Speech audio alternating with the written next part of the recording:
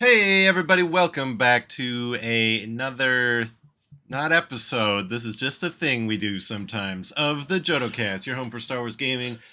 We're bringing a special emergency broadcast because in 2 days time it is time for Gen Con, and so we have brought our Gen Con on the scene correspondent here to tell us everything there is to know, what to expect, what to fear, what to love about Gen Con.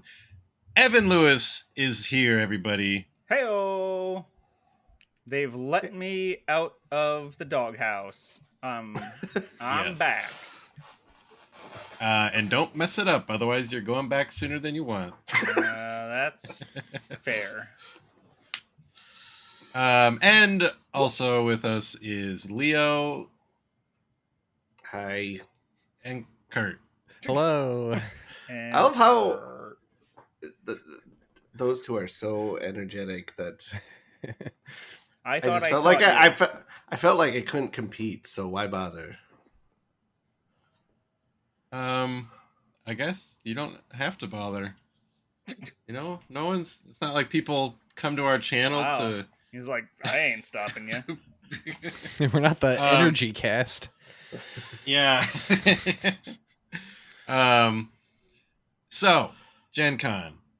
What Gen is. Con is this? The third one? Let's see here. What would this be? 12 to 13, 14, 15, 15. I don't know. Let's hear. 17 was 50, so this one's like 50 something. How about that? Okay, there's more Gen Cons than Super Bowls? Yeah. Let's see if it. When was the first Gen Con? Like 68 or something? Yeah. It Before board games even existed? It predates Dungeons and Dragons. Wow. What's the What's the Gen stand for then? Geneva? I'm glad you asked, because everyone asks me, and then I tell them like, okay, generic. Sit down.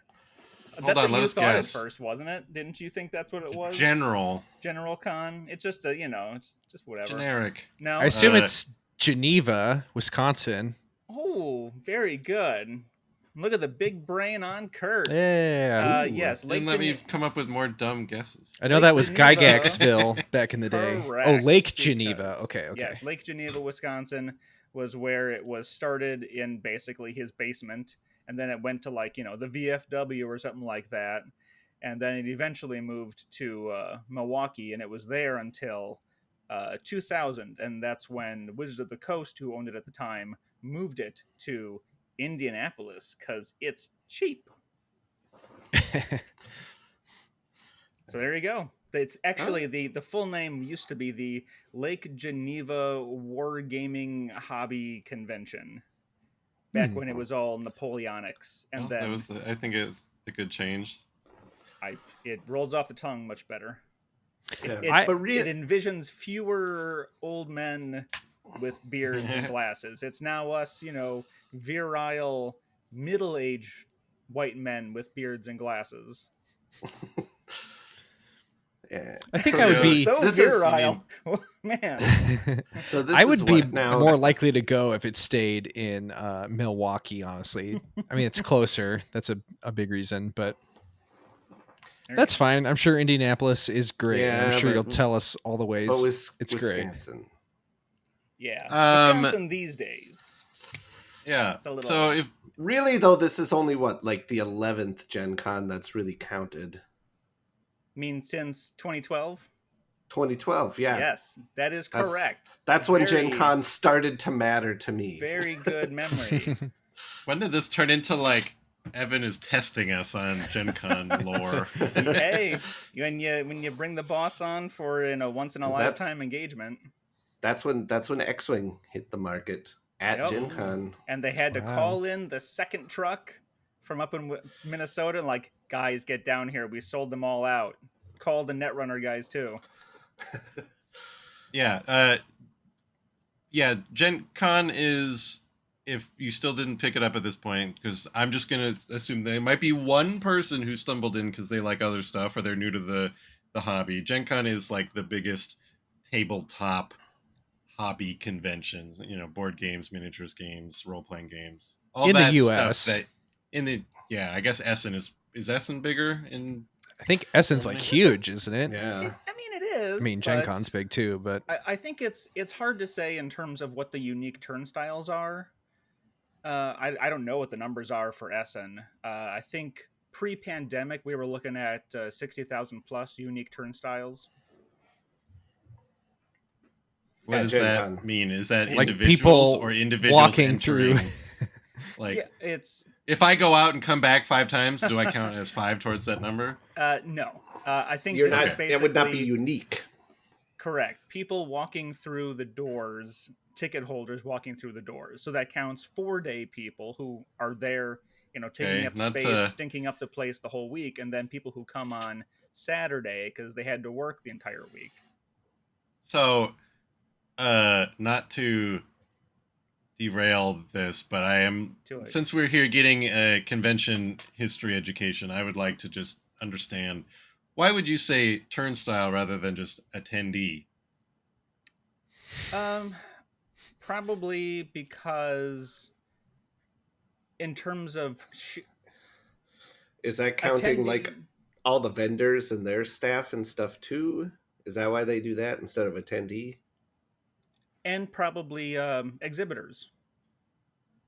So they're probably just counting passes sold, and I don't know. That's what they say in their press release each year. Like their after action report is like, we had, like, one year it was over 50,000 unique turnstiles, and then they just I'm not a turnstileologist. I don't know why they particularly. I also wanted to know if that was like an Evanism or like the official lingo of like con management, because it sounds like a business kind of thing where maybe. you go, Is I would have whoever- said dudes. just bros. Yeah. Is whoever runs Gen Con like the same guy who owns Menards? Because Menards is like, they still have turnstiles in front of all their That's true. stores.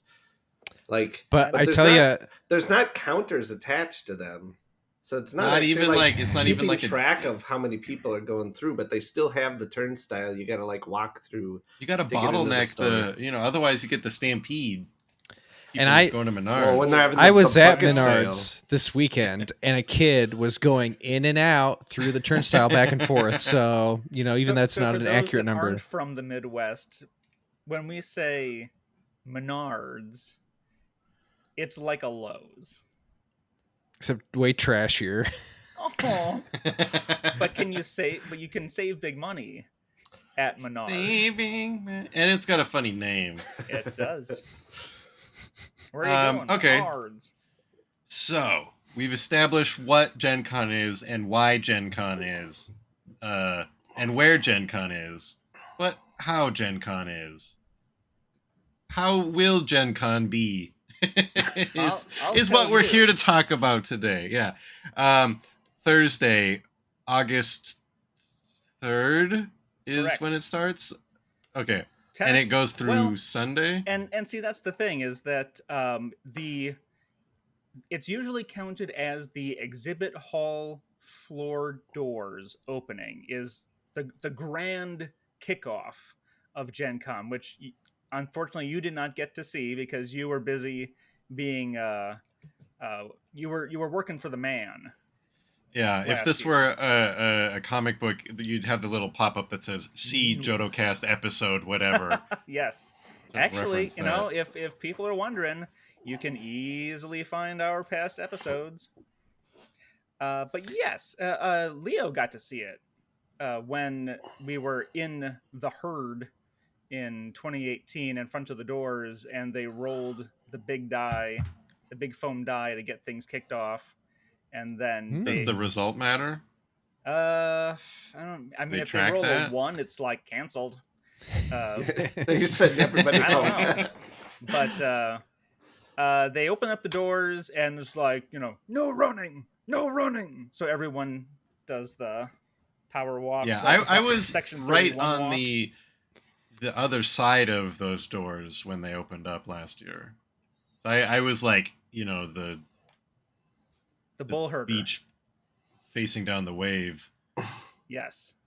And I will say I have heard people complain about this compared to events like PAX, where they do have like more orderly I don't know, corrals, I suppose is the best way to put it, to prevent stampedes. And you would think with a potential news report of COVID surge coming up through summer that they might still be a little cautious, but it's sounding like they're like, no, it's everyone's choice to be within 6 feet of dirty, nasty people.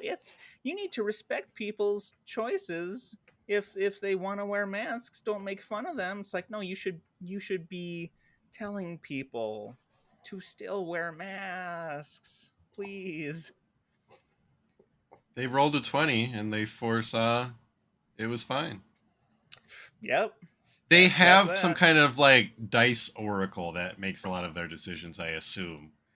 I think that they just in a closet, they go in there and like, can we do this? And they roll and they look behind the GM screen and they go, yes, that is. I mean, that could be. I think it's probably the governor of Indiana saying like, we ain't gonna wear no stinking masks in here. Ding. So anyways, it's gonna be great. Nobody worry about a thing. We're just gonna go in there and wait for the whole thing to blow over. You'll be our man on the front lines, and if the reporting turns into some kind of like disaster zone, war zone kind of frontline reporting, that's gonna be you. Yeah, you got all your boosters and stuff. I'm good. I'm good to go. What if COVID boosters were randomized for gamers? Like magic boosters. That's what I thought you meant at first. Like, you got all your booster packs. It's like, your boosters. Which ones? But as I was saying, like, that's the start of Gen Con, is everyone like bull rushing into the exhibit hall floor to get all those con exclusives. But it starts sooner than that. And I mentioned Trade Day, and I didn't explain what Trade Day is very well. That's Wednesday. That's like the day people start coming in. They get their hotel rooms. They've just flown in. Although I think I told you to come in on Tuesday. Or did I pick you up? That was an Adepticon. Okay, yeah, that was Adepticon. But I can't remember which day. Did you come in on Wednesday? Yeah, because I don't remember. You had a report to... Yeah, I got in on Wednesday afternoon. Yeah, and then after getting to the hotel before even going to the hotel, went straight there and like reported for duty and learned that I wasn't allowed to wear a Star Wars lanyard. Yeah. And you had to wear your nice plain t-shirt with almost no logo.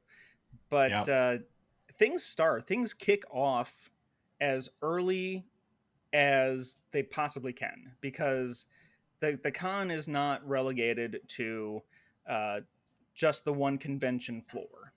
It is the entirety of the massive Indianapolis Convention Center, from one end to the other, every single floor, every single teeny tiny meeting room where you might just have like 5 people doing the history of foam cutting, for a seminar. And it extends to all of the connected hotels.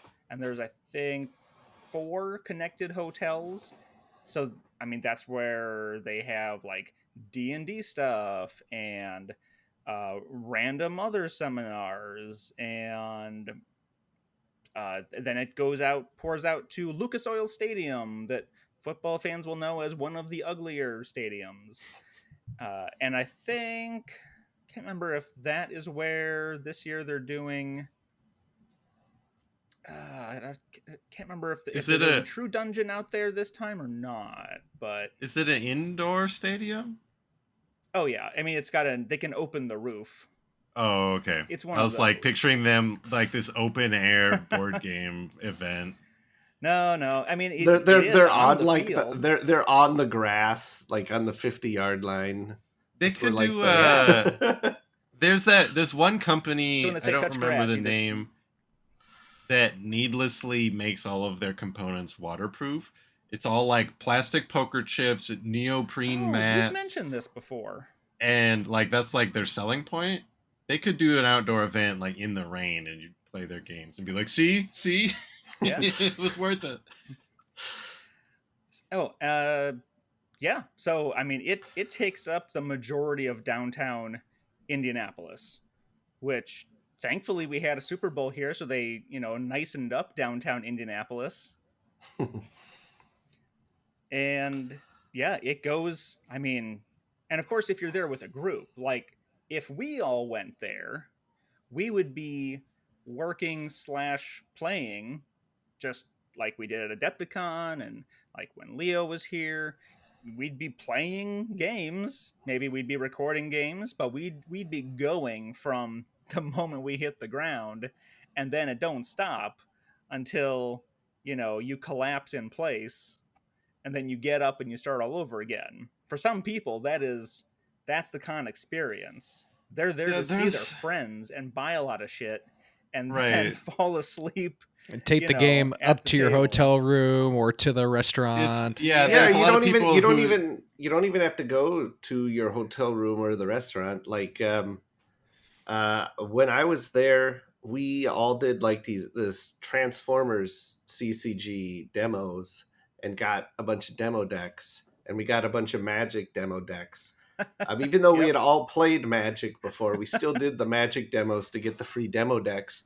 And then like we had nothing else going on at the time, that like it was in between some panels we wanted to see and not enough time to run way down to the main exhibit hall. So we just sat down in the hallway and we were playing Magic and Transformers and stuff just right there. Yeah. And it's not like you're the only ones. There's just the edges of like all the hallways are like lined with people just sitting on the floor playing games and stuff.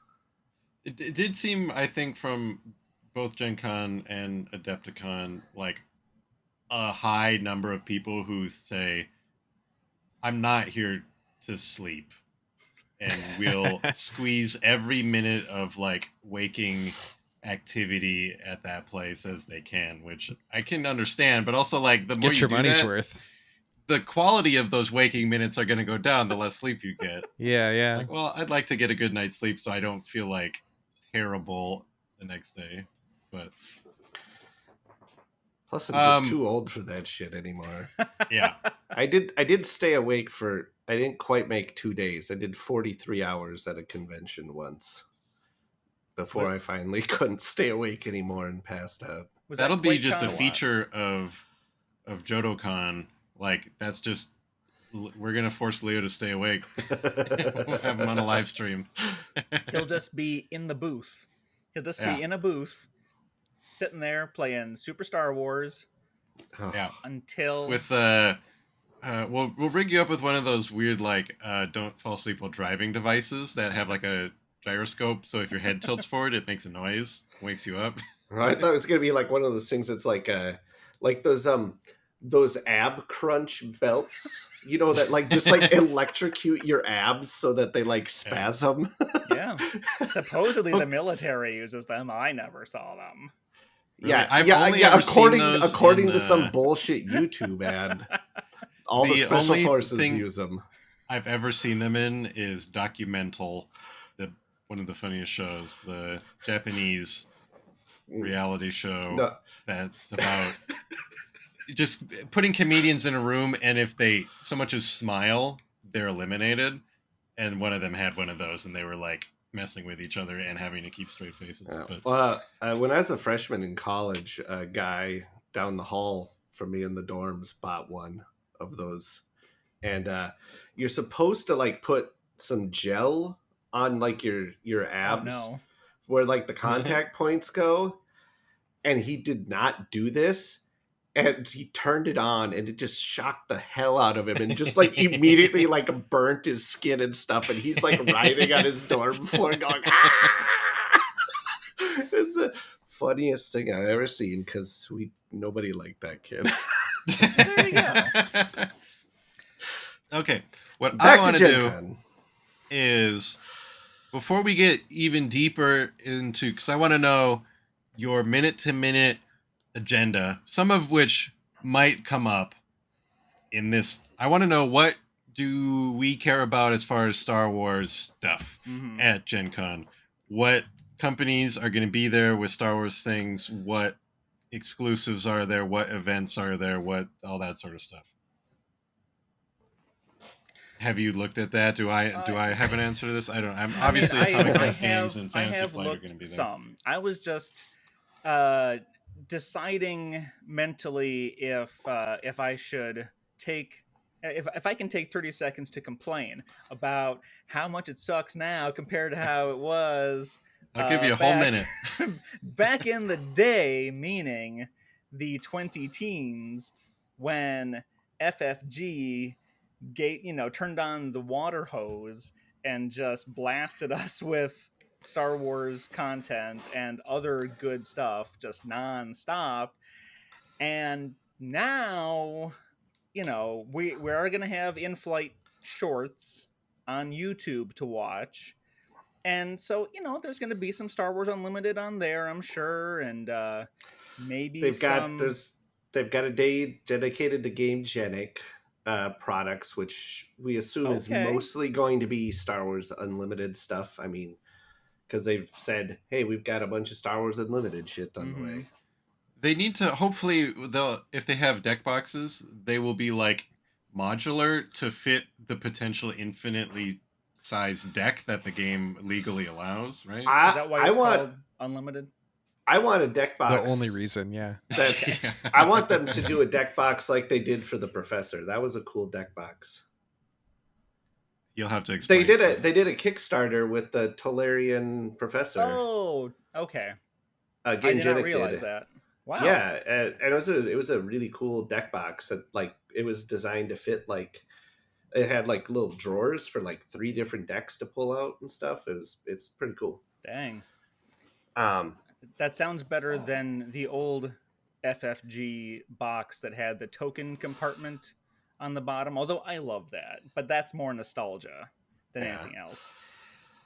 So anyways, yeah, my heart breaks every time I think about, for me being an old man, those good old days. It just feels so different now. It feels like there's also fewer, this is just in general, fewer smaller companies and more Funko. And that irritates the crap out of me.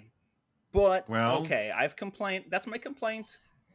And I appreciate your time. I yield the floor back to... clarify, of the companies there that will be featuring Star Wars stuff, Funko Games, which is, I guess, a division of Funko. They will be there with Star Wars Rivals, and there's an exclusive thing there. See, I segued. I will be very curious how popular and busy they are with that game, because it's just a curious product to me. I got the core set. I haven't played it yet, so I don't know if it's any fun. I've tried to find boosters, which up until today were exclusive to Walmart. And every Walmart I visited, which was 2 of them, one of which was a place that didn't sell toys. So the one place I went to was all sold out. I found the SKU on the shelf that said, oh, they should have been right here. So they was wiped clean. So either they didn't get it a lot initially, or it's somehow really popular. I don't know. Or so far, price gougers. I've only actually talked to one. So I know, not counting you, Joe, I only know of one other person who's actually bought this game, and they did actually play it with their kid. And I asked him how it was, and he's like, my kid had fun. Yeah. I just want to get a couple boosters and then play it, because if you play it, you're supposed to have 3 characters on each side, and the starter only comes with 2. It gives you a little fake character. So I want to play the real deal and then probably be done with it. But I'm just I want to know how it is. Was it a former Fantasy Flight employee working at Funko Games there? Because that's a real old school FFG move there. We're gonna give you this starter, but it's not gonna have enough stuff for you to actually play the game in it. Yeah. Yep. So I'm just I'm curious about that game. Yeah. It's just like such a. It's like, oh, it's like a big. Feels like one of the bigger like products that isn't from somebody owned by Asmodee. Mm-hmm. You know what I mean? Which is also kind of interesting. But I don't know. It's just kind of there, and I'm like, oh, I'm curious. I want to see how that goes. So besides Funko Games, I mean, fantasy, like we said, Fantasy Flight's going to be there. They're not doing their classic in-flight reports anymore. So Yeah. any announcements, any announcements we'll see will be on their live streams. Mm-hmm. And then we've got the demos for Unlimited. Yes. Yes, that'll be a big one. Yes, and I believe you have at least one of those booked, correct? I have one, and then I will immediately be having my interview with one of the designers in that same time frame. And then Christian, Mr. Meat Castle, let me just say Meat Castle, he is also doing a demo of it. I don't recall which day he said, but it's a day of the week that ends in Y. Yes. Plus, I believe Sunday. He's doing it Sunday, so he and I will have to get together at the very end and talk about it. Maybe the following week on the JodoCast. Well, plus, I believe they said that they filled up all their demo slots, which is an awful lot of them they had. So they said that they have added more tables and stuff to so they can accommodate more demos, and those are going to be just walk up, first come, first serve. So even if you're not in a demo slot, you might possibly still be able to get one in. And it'll be really interesting to see what the space looks like for that, because I'm sure we mentioned this last year, Joe, how the Asmodee like home base HQ area, not your hangout upstairs, but on the show floor, was a lot of empty space. There's a lot of like tables that seem to be intended for little demos or people to like loiter. I don't know. There's a lot of there. If there had been was couches, also a lot of it would have made a bit more sense. It was kind of a loungy, big open area. And there was also a lot. There was a lot of little games that didn't seem like people were as interested in demoing. Like, 'cause when you demo, you're like, oh, I want to. I don't know. There's like they were demoing that Jabba's Palace game, a bunch of like small games. Some of these like they had Netflix show games.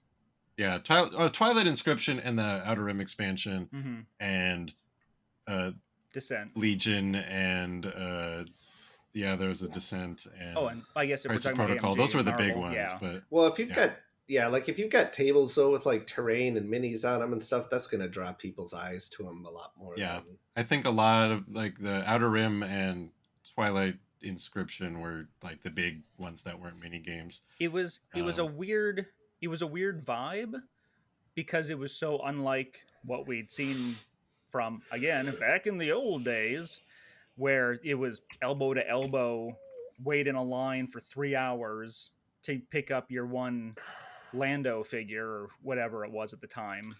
Han. It was a Han figure, I think. Yeah. Well, except I gave up after waiting in line for about a half hour. I was like, and we weren't even near getting to check out. I was like, I ain't waiting around any longer for this guy. I'll just wait till he's available at home. So I imagine if they've got all these tables, these extra tables, and like the every hour on the hour demos, it's going to be a little bit more packed. Yeah. And they will be having, I'm assuming the Atomic Mass will be selling in the same main Asmodee area, because they do have the con exclusive Luke and Vader pack. The Return of the Jedi throne room fight. The one that was at that they sold first at Star Wars Celebration. They'll be selling that at GenCon here as well. Yeah, that's going to be pretty popular. And that's going to be another weird thing to figure out. I haven't looked at the details on that yet. I know y'all put it in front of my face, but I didn't look into it very deeply because the Asmodee store on site is Miniature Market. And it's pretty much just their current lineup. Like, well, you might have an advantage then, because people are going to run straight to Fantasy Flight. Then Fantasy Flight's going to say, that's Atomic Mass Games. We don't make Legion anymore. Then they're going to run over to Atomic Mass Games and go, I want to buy this thing. Then they're going to say, all of our stuff for sale is at Miniature Market. And then they're going to go over there. So if you go straight to Miniature Market, you're ahead of the curve. When I was demoing Legion, a lot of people just wanted to know, where can I buy this? And I said, Miniature Market, which is not intuitive because it's not the name of the company that makes the game. Like, you know, people like us, we know, okay, Asmodee owns Miniature Market, Asmodee owns the people who make these games. That's probably where you buy it. But it was, it was unclear and not well. Maybe they learned from last year, because I think that was the first year that they had been doing that. Yes. But so maybe it'll be clearer. Or we'll have a situation like, what was it, like in 2019, 2020, when they had the GenCon exclusive, was that the Vader or the ObiWan? I can't remember. Oh, we did not have... The ObiWan was definitely GenCon. The one that's the most elusive, I think. Because I forget, because one they sold in Celebration in Europe. Yep, and then the other one was they had it at Gen Con. They did. Boy, that... Yeah, no, I don't remember. But Evan, no, we talked about you getting me one, but the problem we had is they would sell, because like vendors can wander around the floor like an hour before everybody else. So they were all sold out. They would sell them all out to other vendors during that hour. So like you'd get in the door, even if you got in the door like right away, they were essentially all gone already. Yeah. So, and the people that spend the extra $400 whatever to be the VIPs. Yeah. Wow. Yeah, because they get an extra hour on the floor, and I don't think they get quite the bundle that the Adepticon VIGs do. They get to walk up and get their load of free boxes and then take it out to their vehicles and then come back and do whatever. And speaking of Atomic Mass, they did say don't expect anything Star Wars to come out of Gen Con. They already they said they're going to be talking some Crisis Protocol stuff, but did they say that on a stream or something? No, in that community article they put out. Oh. And they confirmed that Extravaganza is going to be in September, anyways. Yeah. They said we'll talk more Star Wars stuff at Mini Extravaganza. That makes sense, because they did say so much stuff at Adepticon that's still so far out. Yeah. That like, I'm sad, but it makes sense. Like maybe they could even just show us, newer renders of those ones that were, like show us painted. Ghost Crew or something. Yeah, box art or something. I wouldn't be surprised if just some preview articles for like Cad Bane and the Padme come out over this week. That seems likely. But, so Atomic Mass Games, we shouldn't expect anything. There will be, I assume, some Legion, X-Wing, and Armada events happening. I don't know if there's any Shatterpoint events happening at Gen Con. And are these like tournament events, or I don't know. So like technically a regional or something? I did do a little bit of journalistic research, i.e. clicking on the website from Communications Roundup number 2. They do talk about where to go? I lost it. About what to bring. Oh, it was a different article about what to bring for the events happening at Gen Con. I think it was under Star Wars transmissions. Gen Con OP. Good luck finding it. Oh, it's from today. That's why. It's from today. Oh. It's just under the Star Wars transmissions. Oh, I missed that because I was actually like on campus today. I'm going to drop it in chat. But whatever screen I'm on. Kurt, they should be like world qualifying events for these. That's generally what they have there. It looks like there are Shatterpoint events. So this thing, they're doing a number of those like OP kits, like not a tournament, but the fun thing. The new one that has come out for alongside the Ewoks is Paplu's Wild Ride, which is about the Ewok on Everyone the wants speeder Paplu's bike. Wild Ride. The asset, unnatural resources, dynamic exits, so all the ones they've done for Legion so far. X-Wing has a couple. The droids you're looking for: Child of Mandalore, Children of Mandalore, Beskar Recovery, Children of Mandalore, Cargo Disruption, The only thing listed for Shatterpoint is that players should bring 2 squads of minis to use as a strike team for 8-player pod events. So, and there's then gonna hopping which over is to the lists. GenCon site, Yeah. looking at everything from AMG, there's still a lot of slots open for Shatterpoint 8-player pod, X-Wing 8-player pod, X-Wing World Qualifier still has openings. Yeah, Legion I wonder World if Qualifier still has opening. I wonder if it's just because Shatterpoint's so new, people aren't. I don't know.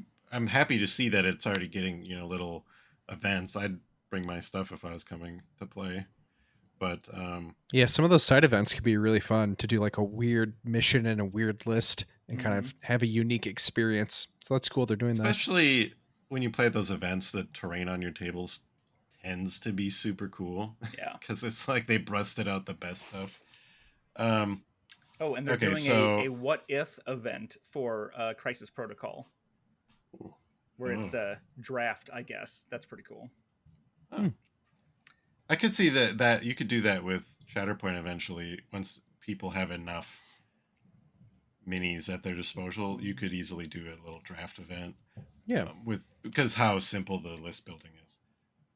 So Atomic Mass Games, there will be events, but we shouldn't expect any new announcements. So there might be some new minis in a display case, like they might have like Windu and Cad Bane and Padme and people they didn't have in the display case at Adepticon.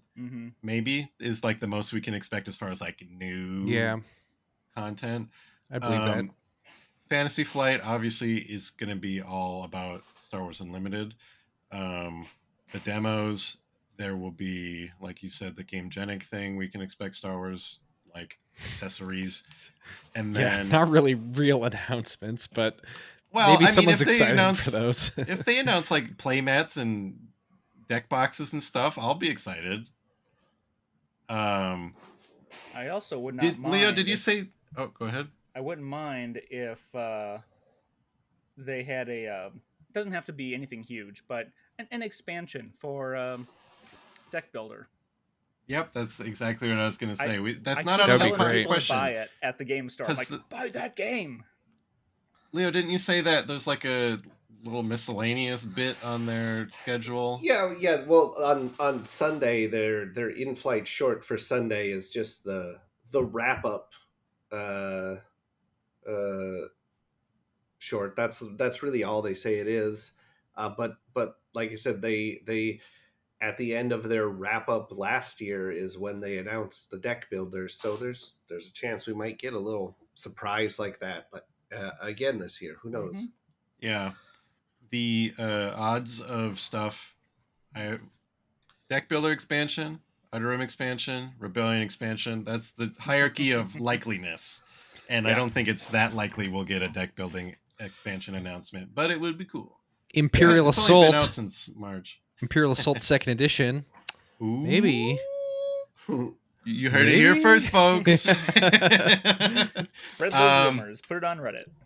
So, other companies that may have Star Wars stuff to look out for. And the only exclusives would be the Legion Dual Showdown Return of the Jedi fancy kit thing, which is very cool. Well, and technically there's the cards you'll get from the demos for I thought you didn't get to keep those. You get to keep those? No, not the decks, but you will get a special promo copy of Luke and Vader for playing the demos. Oh, yeah, that's going to be some super swag.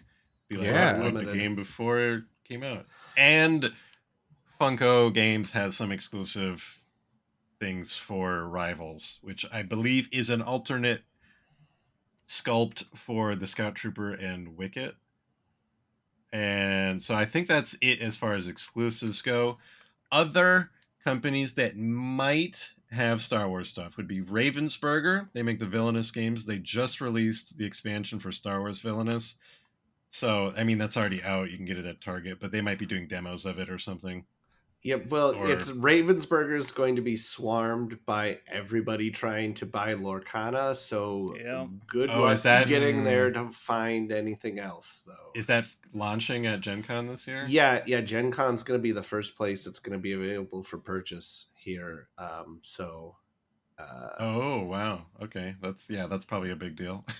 Yeah. Oh. Well.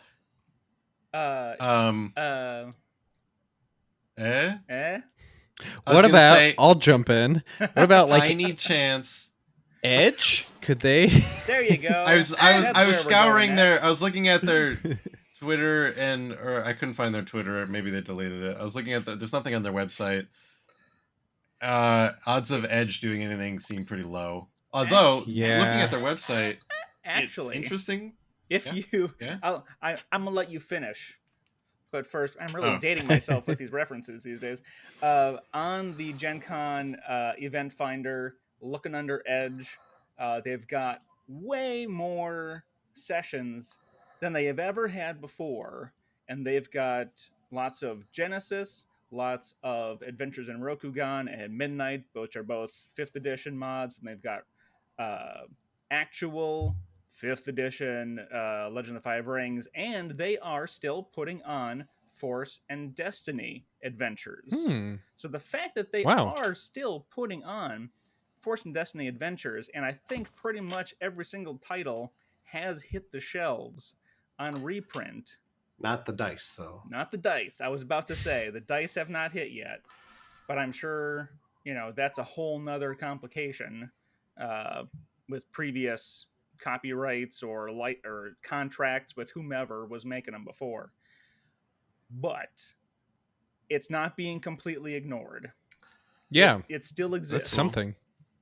I was going to say, just visiting their website, I was surprised to see the first thing they're giving away free STLs for Five Rings characters, which is they just started a big not just not just Edge, Asmodee in general just started a big L5R initiative called the Clan Wars or something like that. It's the Clan Wars again. Found it unique to see a large tabletop company giving away 3D mini files. Usually I feel like 3D printing and like the industry are at odds with each other, because one is like a way to pirate the industry. If you're Games Workshop, yes, absolutely. If you're a smaller company, then it's a good way to make some bridges rather than burn them. Right. Yeah. This is from what was the name of it? Loot. Yeah. Loot something. Loot Studios. They've got to be another Asmodee acquisition. Yeah, they're another Asmodee acquisition. I think they're sort of like a subscription based kind of thing. You subscribe and you get monthly STLs sent to you. Something like that. I could be completely wrong on that though, so don't quote me. It will be stricken from the record.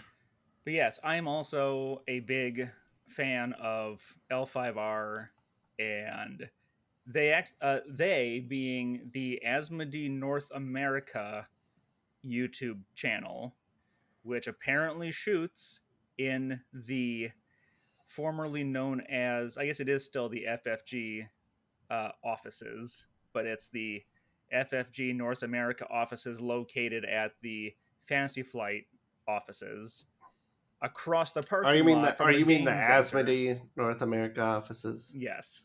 Yeah. And Steve Horvath was on there talking about all these games that Leo just mentioned. And it's I'm going to grumble for another 30 seconds. It's not what any L5R fans want. Yeah, it seemed really weird to me for them to be like, we're doing this giant L5R thing. What's a card game? We're not going to talk about no card games though. The thing that L5R is. Yeah, when he was talking about that katana he won at the Day of Thunder for taking 5th place, that was a CCG, y'all. Yeah, Before living card at that games were moment, the I was like Horvath, what a weeb. No, but so I was just gonna say, so that's kind of what we're can look forward to for Star Wars. I mean, obviously, there's. I was gonna round it out with some maybes. So, as Evan, as you aimlessly wander the show floor, if any of these companies pop into your peripheral vision, you do a second look just to be sure. Unlikely, but okay, we've already ruled out Ravensburger. They probably will have some villainous stuff, but nothing other than that. Z-Man Games, or Z-Man, they are the people who make and publish Pandemic. Mm-hmm. So there could be something related to Clone Wars Pandemic. Maybe. Probably not, but maybe. Order 66 Pandemic. Yeah. And then we got Space Cowboys. They're going to be there, I see. And they are, I guess, most known for Splendor. It's probably their biggest title, but they do make escape games. And they did a Star Wars Unlock a number of years ago. So maybe it's time for another one? I don't know. So Ravensburger, Z-Man, Space Cowboys, and Mattel, because I remember at GenCon, Mattel had the exclusive Star Wars Pictionary Air. Oh, yes. Which might have been a con exclusive or something, because I've never seen it in a store. I see Pictionary Air when I go to Target, but not Star Wars. So, those ones, maybe they've published Star Wars games recently. Well, besides new releases, and this is something that we talk about every time, I will probably see the stalwart people our age playing the Wizards of the Coast miniatures game. That's certainly going to happen. And yeah, there's always events for that. Decipher CCG absolutely is happening. And what else? I know Mr. Sarastro is going to be here, but I don't think he's here in any sort of work capacity.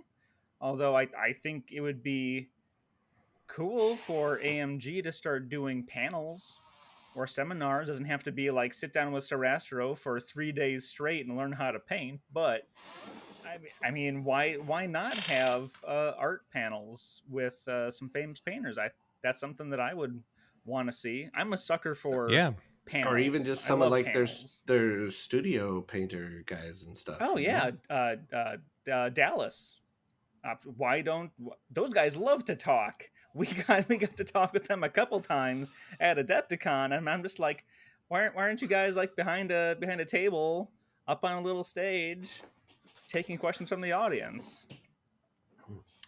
So what since we know, other than Star Wars Unlimited, we're not really expecting a ton of Star Wars news out of this particular Gen Con.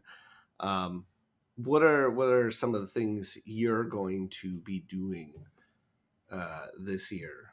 Some panels or events you're attending other than the Unlimited demo, obviously. So I just got my schedule finalized because I wasn't sure what time my interview was going to be, but it worked out very well. They just said, okay, we'll just roll it into your demo. I'm going to be doing, and I am, this is what I'm spending money on.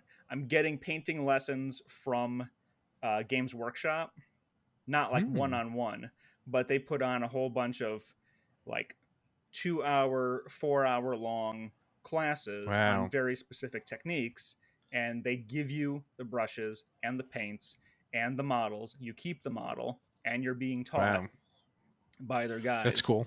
It would be funny to get like one-on-one lessons with like, I mean, obviously Duncan doesn't work there anymore, but it's like a like a ghost kind of thing where like Duncan puts his hand on yours and helps you move the brush and stuff. As he's like, well, I'm also thinking some romantic music plays. What kind of like techniques? Because like I'm thinking of like seminars where people are like going to get scammed, where there's like a life coach and he's like teaching you like breathing techniques for painting. And he's like, okay, and you need to like, you know, you got to infuse the bristles with this crystal. Breathe the life into the paint. So I wonder if we could do that. That seems like that would be like make it like really big on like a West Coast. Yeah, PAX. Is there where's PAX Unplugged? Is there a West Coast gaming convention? We can do that, and like it'll be sort of like improv, and like maybe people will find it really funny, and maybe people will believe it. And either way, they'll like get something out of it. Either way, the goop of mini painting. So I'm taking a 2-hour-long class on doing freehand. Oh, so like that seems like a very worthwhile class to take. And then the other class that I'm doing is non-metallic metal. I was gonna say that would be a great one.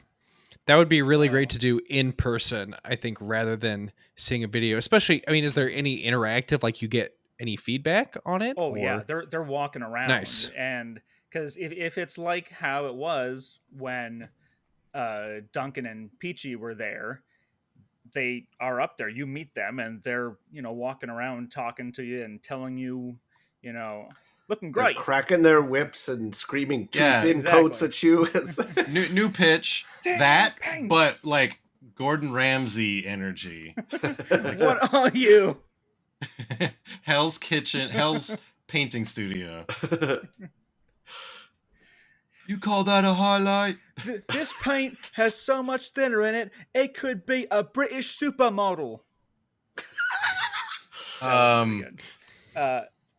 But then another cool thing that is put on by Games Workshop is they have a hobby challenge weekend pass.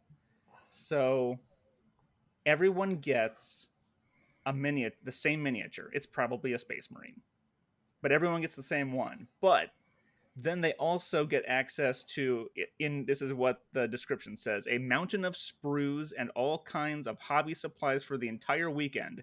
Use your imagination to build and paint an incredible converted creation. And you get access to this thing from 9 a.m. to 7 p.m. every single day, 4 p.m. on Sunday. So you can just sit there and work on this thing, and whatever your mind can come up with, it's just like that. Yeah, go at it. It sounds fun. I mean, I would hope it's an orc mini, because then you could really go crazy with stuff. But either way, that sounds really fun, especially if you're doing it with, like, if there's other people and you're kind of like comparing notes and coming up with ideas. That could be really cool. Yeah, and again, if it's like at Adepticon, I'll probably see familiar faces from YouTube on there in that area, and I'll just be like, "Hey, hello, sirs." You can do a little heist to steal their mini and pass it off as your own. There you go. And I can't remember. There's not too much in the way of painting competitions like Golden Demon or Crystal Brush, or those are only two I can think of off the top of my head. Or the Worthy. Man, Crystal Brush is taken. That was going to be the name of my seminar where we do stuff. Okay. Is that Reaper that puts that on? I don't recall who does Crystal Brush, or Vallejo maybe. I don't remember. So is Christian going all weekend, or is he just going for a day or two? I didn't think he was going until I reminded him, like, oh hey, GenCon, did you know that? And so he got his stuff squared away. I guess he's gonna be there for a big chunk. We were sharing all of our schedules on. Yeah. I imagine he's gonna be spending a lot of time playing weird role playing games. That's usually his jam.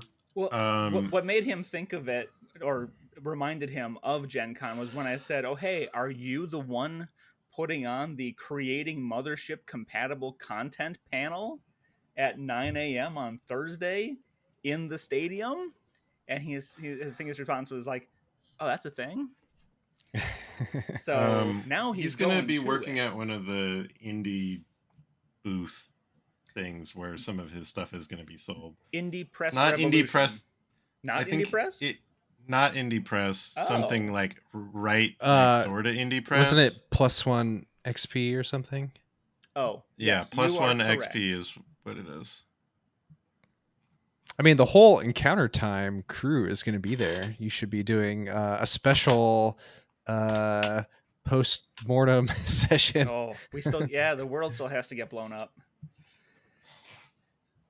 I'm sure that's got to be how that campaign ends. The world still has to get blown up. That sounds like we're talking about Dragon Ball Z episodes here. Yep, it's not over until the world's blown up. It's over. What else? Oh, will you be? I was going to ask, are you going to be manning the JodoCast booth, or will we have to, let that fall into ruin again? The JodoCast booth is actually mobile. Oh, okay. It's me. It's in a secret, constantly moving location. You have to use a Sith wayfinder to navigate to it. Yeah, are you going to have a JodoCast shirt on so all our fans can find you and meet you? I'm not sure mine fits anymore. I got to because you got all buff. Because you got all buff, right? I'm working on it. Do they make like air tags that you can like share with the public? Like you could like have like a little tracking device on you, and then everybody who just like send out a ping. Yeah, uses or we can like have a live stream that just is showing your coordinates. Wasn't that Periscope? Or not quite? I don't know. I think Periscope was just live streaming on Twitter. Oh, you know what we forgot to talk about? Oh, what? The fact that they're changing the carpet in the convention center. Oh no! Oh, is that a big deal? Like okay, so like the convention center there has some of the ugliest and most distinctive carpet ever. Okay, like it's true. Like to the point where like sometimes I will see pictures from like a cosplay picture, some guy, and I was like, and I'm just like, oh, look at that carpet there. This must be at a con in Indianapolis. But so many memories. Yeah. But then I was reading, and apparently they were switching out the carpet just like a week or two here before Gen Con. They were they were going to be replacing all the carpet, and it's going to stink. That's what I'm afraid of. There was a bunch of nerds on Reddit who were mourning the loss of carpet. I just can't imagine like how I've much even seen nastiness was. I don't know. I've seen you can find like game mods of that carpet, like so you can carpet your house in Sims with that carpet, or like amazing. I love or like it replaces like the grass texture in Minecraft with that carpet. And for the true fans, yeah. Well, what if this carpet they're replacing it with will either look identical but be clean, or be even more ridiculous? Can you describe the carpet for our listeners? A red and yellow, sort of like. Describe it as if you were a vexillologist describing a flag. Imagine a 70s car dealership. Okay, it's like if Mondrian and Jackson Pollock had a baby, but like also like during the pregnancy they did a lot of like they drank a lot and smoked and stuff, so the baby just came out with like all malformed. But it's okay because it was actually an alien baby the whole time. It kind of looks a little bit like the Shining hotel carpet, doesn't it? That's usually what I think. Or yes. does it? Joe, is that what it is? Is that the real carpet, Joe? I don't know. I googled Indiana Convention Center carpet. There's a couple different patterns in the results, but I'm assuming this is the. There's even collector's pins. This article says from carpet design to rare collector's pin. Yeah, this is the GenCon. It's actually a lot crazier than I expected. I think that looks good. I would walk on that carpet, but I won't have a chance now. I guess I see that as I like the colors. 70s, but it could just as easily be like 90s, I guess. It looks pretty 90s-y to me. Maybe early 90s. Yeah. It looks like from a really far out look, it almost looks like some kind of like colorful Magic animal eye? pattern.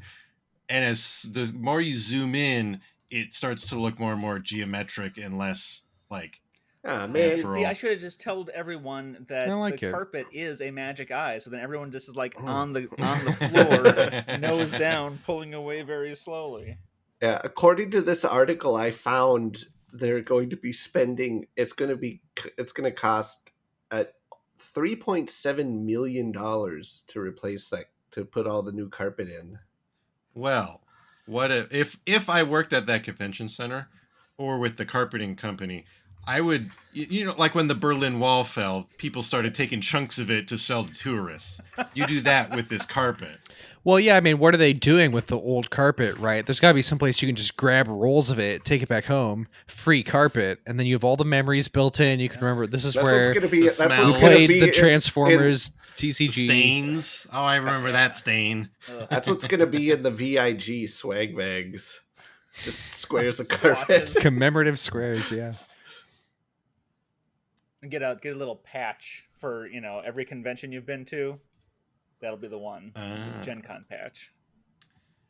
And actually, Evan, as someone who has worked at a convention twice at this site, it's probably good, because I would imagine that maybe it's not just the stains, maybe it's not just the out-of-date pattern, maybe there's like the there has to be a legal amount of give under it. I don't know. I'm just speculating. Maybe it's a health and safety thing. It's like a fire hazard. There's like so much stuff soaked into it. Yeah, right? exactly. Yeah. It can go up at any second. I wouldn't be surprised. All right. Evan, is there any other major things you are expecting to encounter, planning to do, hoping to see? Because we could... it's been an hour, so we could... we can go more, we can go less. We can go back in time and undo some of the things we've said. The only other things that I'm going to be doing, since I'm without my wingmates this year... Kurt, this was your turn. It was your time. I still haven't been to one. Someday, though. But obviously I'll be trying to grab the Encounter Time crew when they're around.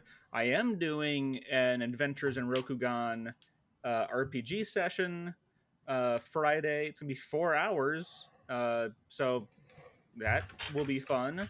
And then Saturday, my only thing... Well, I guess I've got 2 hours of Nonmetallic Metal, and then a little break, and then the panel for upcoming products from Cubicle 7. And Cubicle 7 is the company that does Warhammer Fantasy, Age of Sigmar 40k, and Doctor Who RPGs. And it should actually be a huge year for Doctor Who RPGs. They just had the 2nd edition come out last year, and this is the 60th anniversary of Doctor Who. So it should be pretty cool for people that care about that. I hope that at your non-metallic metal class, they play acoustic covers of metal music. That's really good. I want that to be on a t-shirt somehow, but that would be a lot of words, and you wouldn't even wear it. Well, we will be... yeah. I have one more question for Evan about things he's going to do. I think every time we've talked about Gen Con on the show, we've talked about Indianapolis restaurants. So I want to hear the quick rundown. Part. What restaurants are you going to hit up during Gen Con? And do they have like themed meals or drinks or something. It I don't think actually, now that you mention, I was gonna say it won't be as crazy as the Mountain Dew Dorito burgers at Kuma's, but there is a Kuma's in Indianapolis. It's a little ways down from the convention center, so it's not like super close. Restaurants used to do things with like themed beers. Like one of the breweries would make Pathfinder beer, and you'd get special dice. And they don't do that as much anymore, and it's kind of sad because I feel like that's part of the experience, right? It's like feeds in the celebration of it. So absolutely. What's super interesting? This is unchanged. That not Ruth's Chris. St. Elmo's. St. Elmo's is the world famous steakhouse, and it is world famous. It was featured on an episode of Parks and Rec. It's Ron's favorite place to go eat in Indianapolis, and it's pricey. Like if you go there for the super spicy shrimp cocktail and giant steak, it's gonna run you a good amount. But they do bag lunches, so they do like sliders, like high-end slider hamburgers, and fries and a Coke for $10, and it's right across the street. So you're walking up to the super fancy restaurant that to get a sack lunch. The Indianapolis Colts owner probably eats at every meal, and they're like, "Here's your little brown bag." Like, cool, thanks. Yeah, that's fun. Yeah. And what else? I was actually looking at what the other connected restaurants are, because we got so many hotels. But if Joe already knows that my favorite place is Patashu, the brunch place that good food there. Seemed a little weird to Joe. I know Leo liked it when we went. This is that place we ate at with Christian? Yeah. Okay. I remember that was good. I just remember you being flummoxed by the menu. Oh.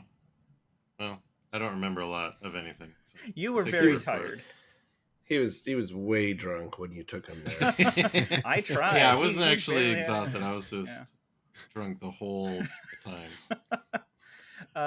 There's one other place that it's relatively new, but I've eaten at, I think I ate at one last time we did Bourbon Trail. It's called Goodwood.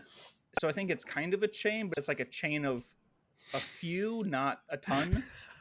And all of our eyebrows went up at the same time, by the way. I know. It's just like, hey, this sounds pretty good. What's it called? Goodwood. They are a distillery and brewery. So they like age their whiskey in the beer barrels, and they put their beer into the whiskey barrels, kind of thing. And it sounds like a dream place to go. I love barrel aged stouts, and big greasy hamburgers, pile of fries. Hey, those barrels go for good money. Hey, barrels that's a craft. Yeah, good tradesman to make a good barrel. If you want to be a barrel maker, you make a fortune in Louisville. What is there's a name for that profession? Cooper, yeah. A cooper, yeah, there you go. I got to watch someone make a barrel. You watched them coop? I watched them coop. They took a big old coop and they put it together. They tested it, and you have to use, it's not balsa wood. It's some sort of special reed to seal in the parts of the barrel for the bourbon. You can't use like nails or anything. You have to use a very specific kind of reed. And then they put it on the conveyor belt, and they hit the flamethrower, and they toasted the inside of the barrel. It's very cool. I think we should. Then you just take a bite of that wood. Yeah. Tree jerky. For next year, we should, when we do our GenCon episode, when it comes around time for food, you should just like recommend people go to like shitty chain restaurants in town. Actually, Be like, there's an Applebee's like right across the road, and that bloomin' onion is fucking great. there was a podcast I listened to a long time ago. It was a Star Wars D20 like Saga Edition podcast that I listened to in like 2012, a long time ago. And they would talk about going to Gen Con and eating at the Steak and Shake on the corner of like, you know, all these fancy restaurants, and then there's a Steak and Shake because it's open all night and people are wandering in at all hours. They were playing Saga Edition. We can't expect them to have taste. Yeah, but I mean, that's definitely a thing that people talk about for whatever reason. I'm always thinking about my favorite places that are a few miles down. And it's just like, I can't readily recommend that because then, you know, people that don't have their cars have got to Uber or, you know, further, jog, walk.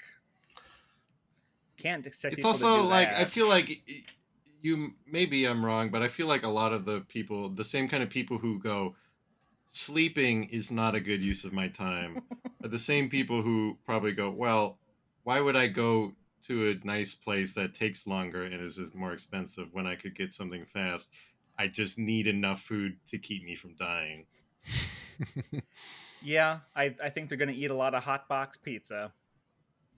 And that's disgusting. Even though they're the official pizza of Gen Con, I hate hotbox pizza. This message not brought to you by Gen Con.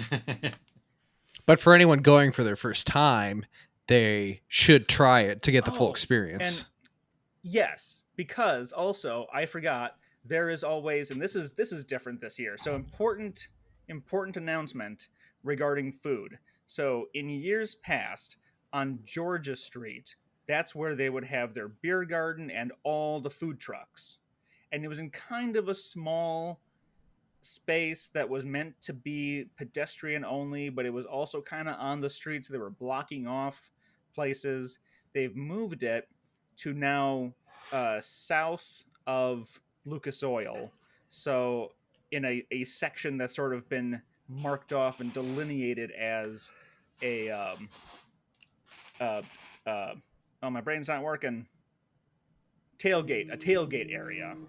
So that's where all of the food trucks and the beer garden are going to be, which is good and not good because they'll have more space, but it's not directly outside. In fact, in the picture, I was going to say that's kind of like way down on the end of things, kind of, isn't it? Exactly. It is the far end of everything. I was trying to see if in that picture that you shared, if it's like, yeah, right outside those windows. But yeah, so it's like, I see why they're doing it.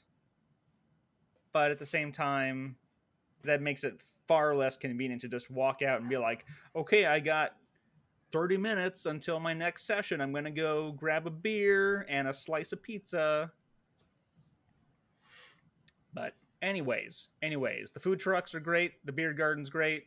Gen Con does not have the, fried fruit snack beer, cake pop, whatever beer. They've got a honey English ale. So, they have more than that, but that's the official beer of Gen Con this year. It's called Hive Mind. So we'll see. And if I do get to take Sarastro out for a beer, I will not take him to the British pub. I think that would be insulting. Even though that's my other favorite place that I also took you. Both of you. There's good food there. Yeah. I thought I was special. You took Leo there too? I take all the boys there. Okay, well, you can be sure to tune into probably Discord is the best place, but also Twitter if you're still hanging on to that. You mean X? X. If it doesn't have a new name by the time this episode comes out. Twix. It's going to be called like some kind of punctuation mark or something. We'll be trying to keep everybody up to date on any sort of Star Wars news that comes out of Gen Con.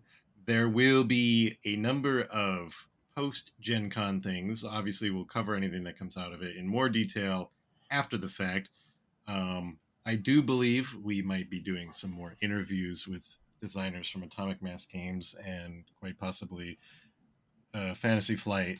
So we'll talk to some, Legion, Shatterpoint developers and some Star Wars Unlimited developers. That's the plan. We'll see if that still holds up by the time Gen Con comes and goes.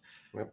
And maybe some intra-Gen Con videos too, depending on some breaking news or something. And we've already said Evan is going to be interviewing some of the devs on site, so that'll be up sometime. So despite the relative probably small amount of Star Wars content coming from Gen Con, we're still going to be doing stuff. There'll be stuff. Just keep an eye out. And, like if some new thing gets announced, you'll hear about it from us. Or you won't. I don't know where you get your news. Newsmax. I prefer the Epoch Times. Oh, yeah. Yeah, I think that's about it. Be sure to check out our Discord. Check out our Patreon if you're into that sort of thing, And it was good seeing you, Evan. Good having you back. Good Thank learning you for about having Gen me. Con lore. Always happy to talk that up. Time to put Evan back in his cage, everybody. I get to run wild and free for 5 more days. Then back in your crate. Any closing remarks, any closing arguments before we close the session? Go to recess? It's the most wonderful time of the year. Woo! Here we go! That's it. That's what Is that how you enter Gen Con? It's everyone is just like Kermit the Frog, just yeah, like that. I mean, if everybody in that stampede did that all at once, that might be kind of cool. That'd be fun. It might smell though. Yeah, but on the first day, I made maybe sure the deodorant's still fresh. Fresh deodorant, yes. I just bought some more. I'm not going to be like, uh-oh, I just ran out. And I will bring some with me because I'm not disgusting. Good. Everybody, you heard it here first. Evan, not disgusting. And on the video, there's going to be like a stamp, not disgusting. If I wasn't trying to put this out as quickly as possible, I would. Okay. But people will just have to imagine that. Not disgusting. Okay, everybody, bye.